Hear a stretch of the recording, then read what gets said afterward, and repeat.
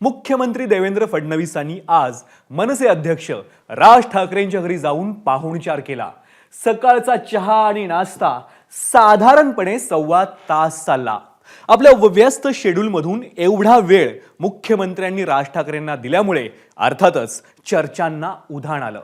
आगामी महापालिका निवडणुकीतही मनसे आणि भाजप एकत्रित नाश्ता करणार की स्वबळाची पंगत मांडणार असा प्रश्न उपस्थित झालाय। पाहुयात याविषयीचा सविस्तर रिपोर्ट। त्याला निवडून आणण्यात अपयशी ठरले असले तरी राज ठाकरेंचं राजकीय वर्तुळातलं महत्त्व अजून तरी अबाधित आहे। नाहीतर दस्तूर खुद्द मुख्यमंत्री देवेंद्र फडणवीसांनी ब्रेकफास्टसाठी शिवतीर्थ बंगला गाठला नसता। कुणी कितीही दावा करू देत, ही गाठभेट फक्त सकाळचा नाश्ता आणि आपण कसे आहात ही विचारपूस करण्यापुरती तरी नक्कीच नव्हती। महापालिका निवडणुका कधीही जाहीर होऊ शकतात। अशात राज ठाकरे आणि देवेंद्र फडणवीस यांच्यात 1.25 तास खलबत झाली। बैठकीत नेमकं काय ठरलं याचं खरं उत्तर राज ठाकरे, देवेंद्र फडणवीस आणि बैठकीला जे कोणी उपस्थित असतील तेच देऊ शकतील। मात्र बैठकी संदर्भात एक मोठी ब्रेकिंग न्यूज सगळीकडे झळकतेय। ती म्हणजे अमित ठाकरेंना विधान परिषदेवर आमदार करण्याबाबतची ऑफर। विधानसभेमध्ये आपल्याला काहीतरी रिटर्न्स मिळतील याच भावनेने राज ठाकरे यांनी लोकसभेच्या वेळेस नरेंद्र मोदी यांना पाठिंबा दिला। पण त्यानंतरच या भावनेमुळे राज ठाकरे यांनी त्यांचे पुत्र म्हणजेच अमित ठाकरे यांना माहीम मतदारसंघातून विधानसभेमध्ये उभं केलं। पण एकनाथ शिंदे यांचे शिलेदार सदा सरवणकर यांनी आपला स्वाभिमान जपत त्यांनी माघार घेतली नाही। याच भांडणामुळे अमित ठाकरे आणि सदा सरवणकर यांचा फायदा घेत शिवसेना उद्धव ठाकरे गटाचे महेश सावंत यांचा फायदा झाला आणि ते माहीम मतदारसंघामधून विजयी झाले। मुलाचा पराभव पचवून राज ठाकरे पुन्हा माईक समोर उभे राहिले आणि महायुतीच्या विजयाचं पोस्टमार्टम सुरू झालं।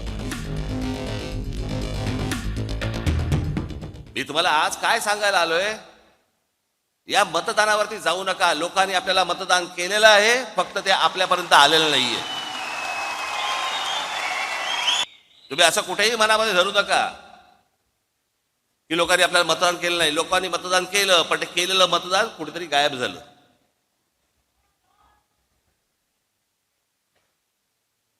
आणि अशा प्रकारच्या ज्या निवडणुका लढवायच्या असतील तर निवडणुका न लढवल्याच बऱ्या। महापालिका निवडणुकांच्या तोंडावर विशेषतः मुंबई आणि नाशिक सारख्या महापालिकांमध्ये राज ठाकरेंची वैर नुकसानकारक ठरू शकतं याची भाजपला पुरेशी कल्पना आहे।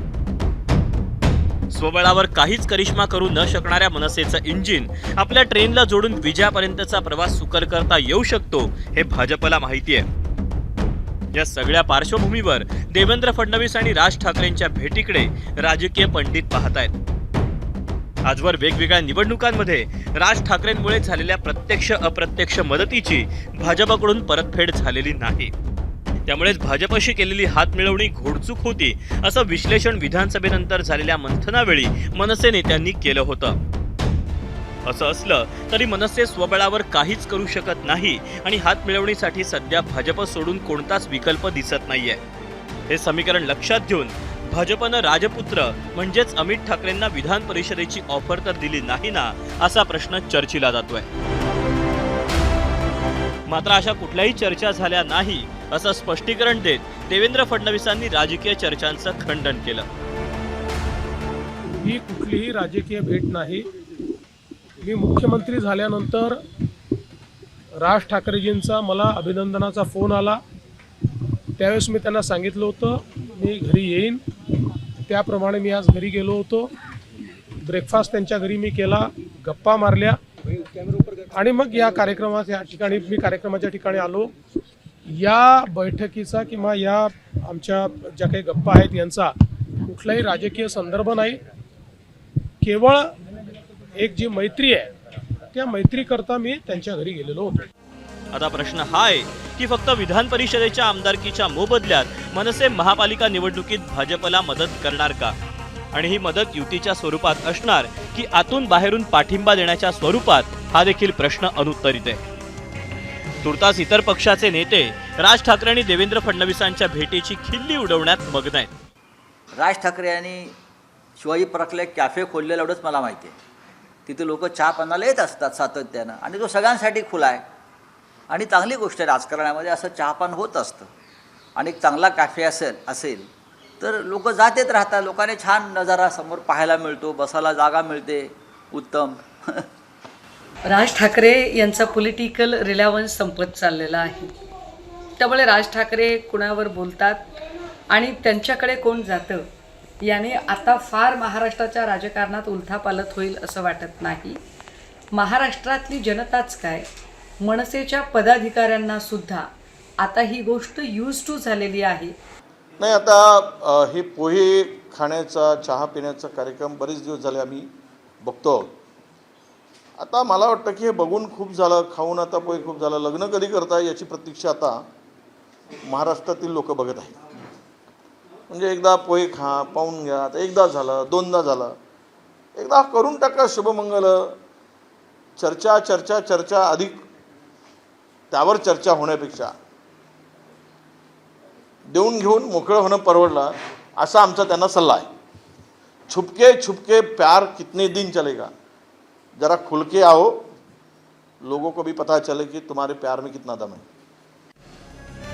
पुढे केलेल्या हातावर भाजप कधीतरी टाळी देईल या प्रतीक्षेत राज ठाकरेंच्या मनसेनं वेळोवेळी धोरणं बदलली. मात्र टाळी न देता मनसेचा अप्रत्यक्ष पाठिंबा मिळवण्यात भाजप नेहमी यशस्वी राहिलं. आतापर्यंतच्या या अनुभवातून मनसेनं धडा घेतलाय का? भाजपशी युती करण्याची वेळ आली तर मनसेचं धोरण ठरलंय का? की भाजप देईल ती ऑफर स्वीकारण्याशिवाय मनसेकडे दुसरा पर्याय उरला नाहीये का? या प्रश्नांच्या उत्तरावर मनसेची महापालिका निवडणुकीतली दशा आणि दिशा ठरणार आहे. अभिषेक मुठाळ, एबीपी माझा, मुंबई. एबीपी माझा, उघडा डोळे बघा नीट.